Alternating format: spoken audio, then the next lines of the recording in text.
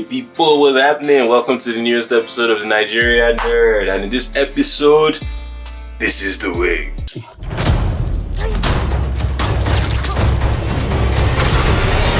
In other words, we're doing the Mandalorian episode this time. The Mandalorian is my favorite show of 2019. The greatest thing I saw all through last year. That's not saying I watch a lot of shows because man's is too busy these days, but The Mandalorian just blew me away. So, what is The Mandalorian? Let's start first by asking, what is a Mandalorian? The Mandalorians are like the most badass race of bounty hunters / warriors in the entire Star Wars universe. Well, save for Jedis and Siths, but those aren't races, those are just orders.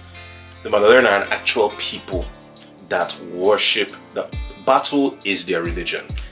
They understand weaponry, understand warfare, understand tactics, understand piloting aircrafts, all sorts of stuff. They're like badass. And the entire story of The Mandalorian revolves around one Mandalorian. We've said Mandalorian one too many times in this Mandalorian episode. Mandalorian. Anyway, back to the episode. His name is Mando, and this entire show just revolves around his story.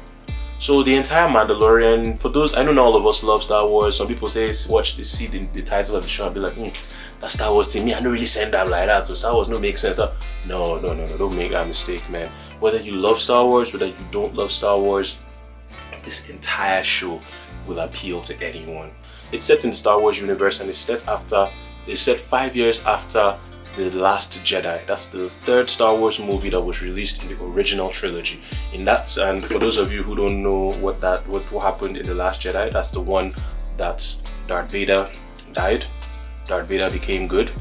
Luke Skywalker redeemed his father, aka Anakin, aka Darth Vader, and the Empire was defeated and the rebels rejoiced. That whole thing, that dance they were doing at the end. So like, that was it was the happily ever after of the initial trilogy. Now, after the Empire was defeated, there was a 5-year window, and after that 5-year window, The Mandalorian takes place. So we're in a bit of, like, there's a lot of uncertainty in the air. The Empire is destroyed, there's no new republic, it's just a free-for-all. Like the entire universe is just in a state of general, it's just a free-for-all for everybody. There's no overarching body that governs the universe like the Empire did. It's just freedom. And in that freedom, bounty hunters exist. And while the bounty hunters exist, they get contracts to seek out criminals or to find precious items or whatever. And amongst all those bounty hunters, Mando, the main character of our story, exists. So, Mando is the Mandalorian in the Star Wars universe after the Empire has been destroyed. I hope you're with me on this, because yeah, it's even me, it's hard for me to freestyle all of this without using a script. But yeah, that's what The Mandalorian is. So for me, I have 3 main items by which I judge every story. For a story to make sense to me, for a story to be considered good, I need 3 things. 3 things I need are: 1, character development; 2, stakes; 3, pacing; and number 4 goes without saying, 4, presentation. So let's go over all of these one after the other. What is character development? Character development is the process of introducing me to somebody or something and then giving me reason to give a boo about this character. It's like Jaime Lannister in the Game of Thrones. He showed up, you hated him, but after a while you began to love him. Why did you end up loving him, you may ask? Because of character development. If you have character development in any show, your audience will fall in love with the people that you present to them. Your decisions in storytelling will lead to our second item on the list: stakes.